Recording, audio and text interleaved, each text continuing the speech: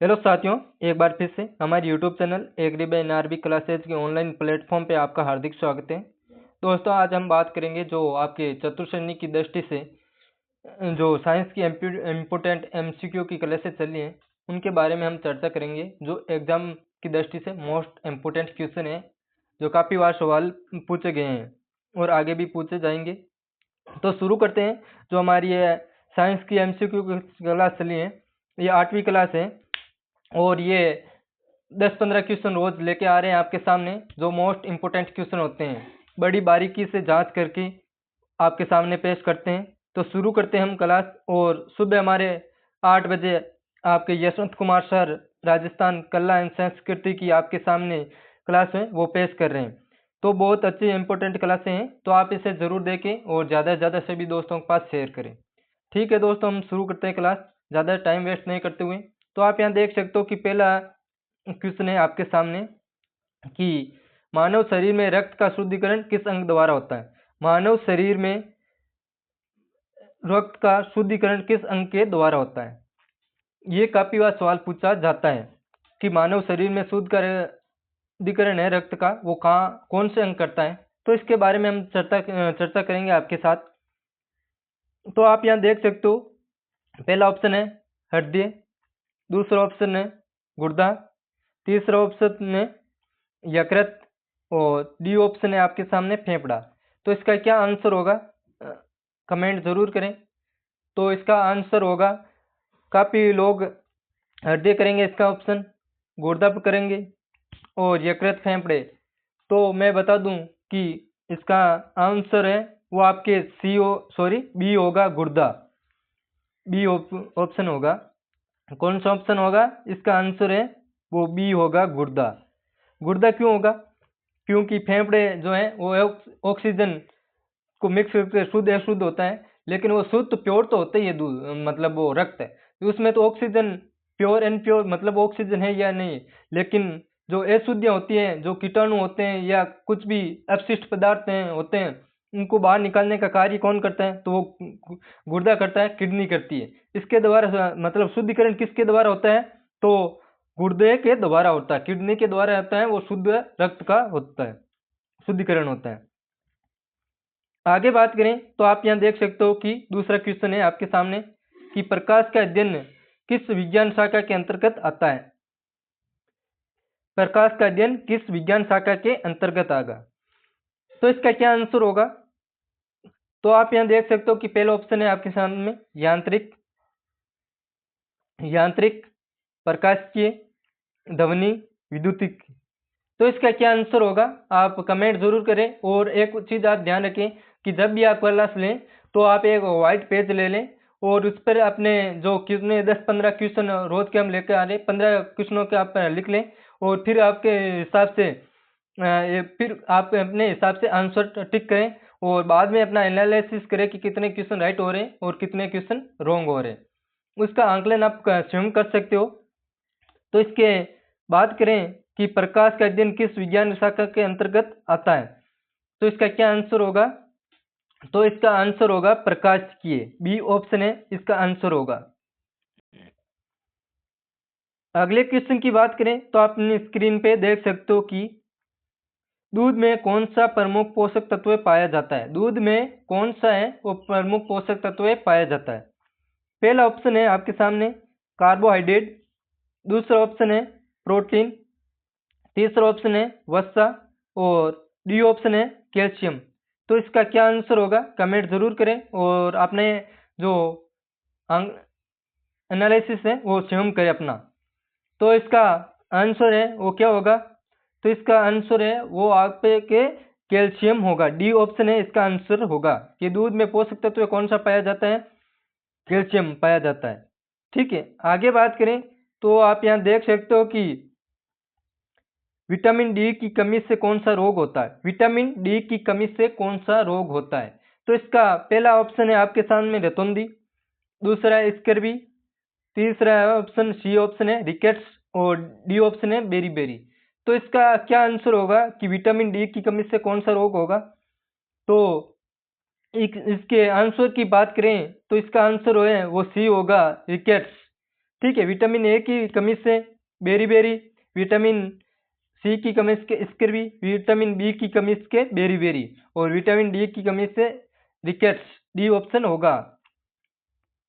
आगे बात करें तो अपनी स्क्रीन पे जो अगला सवाल है वो देख सकते हो कि पृथ्वी पर जीव के लिए सबसे आवश्यक गैस कौन सी है। पृथ्वी पर जीव के लिए अब सबसे आवश्यक गैस कौन सी है, तो इसका आंसर क्या होगा।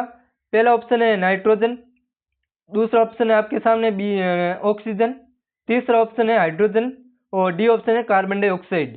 तो इसका आंसर क्या होगा। तो इसके आंसर की बात करें कि पृथ्वी पर जीव के सबसे आवश्यक गैस कौन सी है, तो इसके आंसर होगा आपके सामने बी ऑक्सीजन। ठीक है। अगले क्वेश्चन की बात करें तो अपनी स्क्रीन पे देख सकते हो कि बिजली का बल्ब किसने खोजा।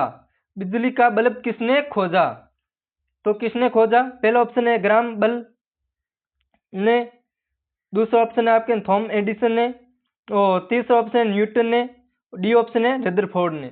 तो इसका क्या आंसर होगा। तो इसके आंसर की बात करें तो इसका आंसर है वो आपके बी होगा, थॉमसन एडिसन ने। ठीक है। अगले क्वेश्चन की बात करें तो आपने स्क्रीन पे देख सकते हो कि पानी का रासायनिक सूत्र क्या है। पानी का रासायनिक सूत्र क्या है। पहला ऑप्शन है CO2 और बी ऑप्शन है आपके सामने O2, सी ऑप्शन है H2O और डी ऑप्शन है H2SO4। तो इसका क्या आंसर होगा कमेंट जरूर करें और अपने जो व्हाइट पेज या रफ कॉपी है उस पर भी अपना एनालिसिस जरूर करें। तो इसके आंसर की बात करें तो पानी का रासायनिक सूत्र क्या होगा, तो पानी का रासायनिक सूत्र है वो H2O होगा। अगले क्वेश्चन की बात करें तो अपनी स्क्रीन पे देख सकते हो कि प्रकाश की गति लगभग कितनी होती है। प्रकाश की गति लगभग कितनी होती है। पहला ऑप्शन है आपके सामने कि 3 लाख किलोमीटर प्रति सेकंड, 3 लाख किलोमीटर प्रति सेकंड, 1.5 लाख किलोमीटर प्रति सेकंड, 1 लाख किलोमीटर प्रति सेकंड, 50,000 किलोमीटर प्रति सेकंड। तो प्रकाश की गति लगभग कितनी होती है, तो इसका आंसर क्या होगा।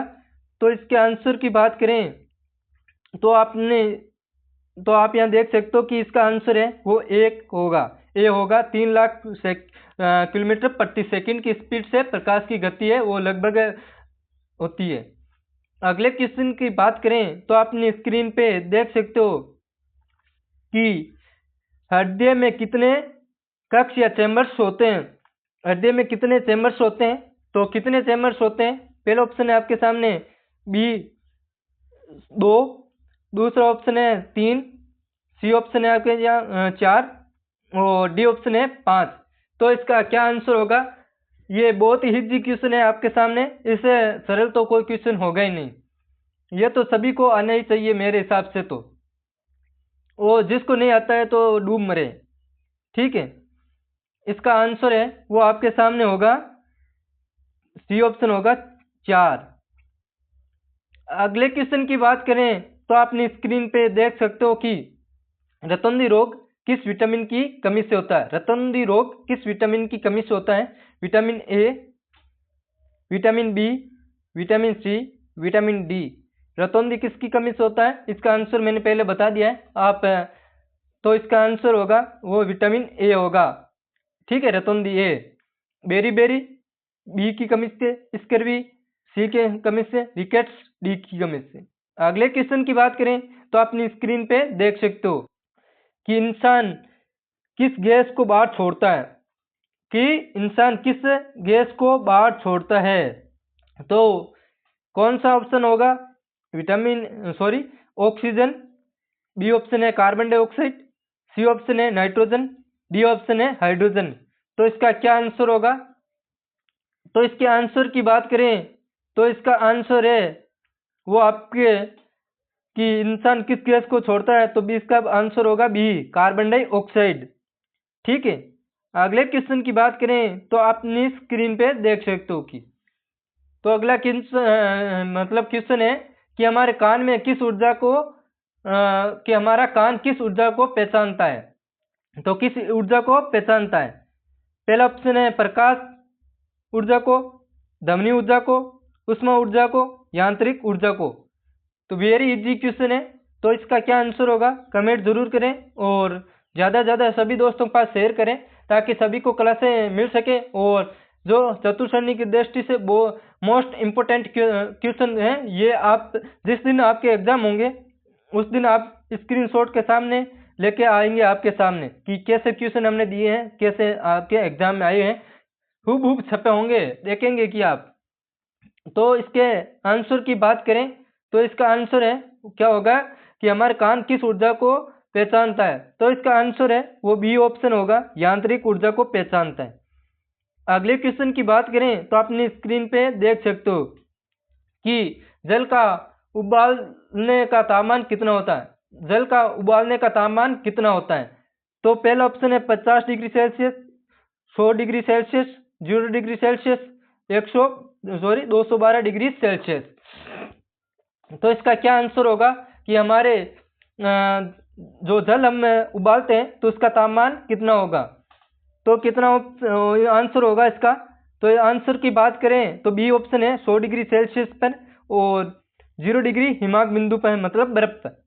0 डिग्री पर बर्फ जमती है और 100 डिग्री पर पानी उबालता है। ठीक है, आगे ले क्वेश्चन की आप अपनी स्क्रीन पे देख सकते हो कि पृथ्वी दिन और रात क्यों होते हैं। पृथ्वी पर दिन रात क्यों होते हैं। तो परिकिरण के द्वारा, परिक्रमण के द्वारा, घूर्णन के द्वारा, सूर्य का घूमना, चंद्रमा का परिक्रमण। तो इसका आंसर क्या होगा। तो इसका आंसर की बात करें तो इसका आंसर है क्या होगा। तो इसका आंसर है वो बी होगा, घूर्णन के द्वारा। जैसे पृथ्वी सूर्य के चारों ओर घूमती है तो दिन रात होता है घूर्णन के कारण। अगले क्वेश्चन की बात करें तो आप अपनी स्क्रीन पे देख सकते हो कि मनुष्य के शरीर का सामान्य तापमान कितना होता है। मनुष्य के शरीर का सामान्य तापमान है वो कितना होता है। तो कितना आंसर होगा इसका। आंसर की बात, पहला ऑप्शन है आपके सामने 96 डिग्री सेल्सियस, दूसरा ऑप्शन है 98.4 डिग्री सेल्सियस, सी ऑप्शन है 100 डिग्री सेल्सियस, डी ऑप्शन है 102 degree Celsius, sorry Fahrenheit. 96 degree Fahrenheit, 98.4 degree Fahrenheit और 100 डिग्री फॉरेनहाइट, 102 डिग्री फॉरेनहाइट। तो इसका क्या आंसर होगा।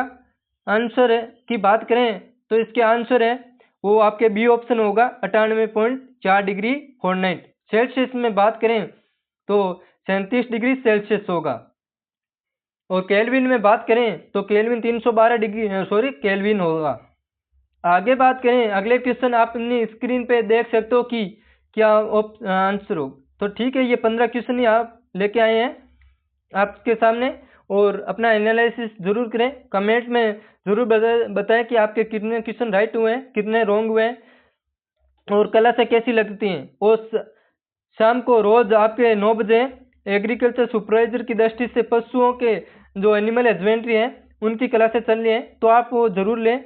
आप एग्रीकल्चर सुपरवाइजर की जेड ICR LSA की तैयारी करें तो आपके लिए मोस्ट इंपोर्टेंट क्लासें होनी होगी। ये फुली चैप्टर है जो थ्योरी की क्लासें हैं। ठीक है, और ज़्यादा से ज़्यादा सभी दोस्तों के पास शेयर करें, लाइक करें और कमेंट जरूर करें।